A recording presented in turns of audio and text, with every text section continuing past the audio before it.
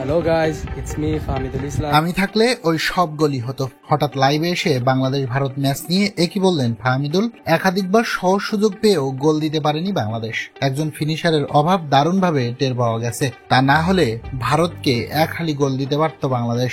বাংলাদেশের এমন গোল মিসের দিনে ভক্ত সমর্থকেরা ফাহমিদুলকে খুব বেশি মিস করেছে। অনেকের দাবি ফাহমিদুল থাকলে হয়তো 4টা না হোক 2টা গোল অন্তত দিতে পারত বাংলাদেশ। দিন শেষে ম্যাচের রেজাল্ট হতো দুর্দান্ত।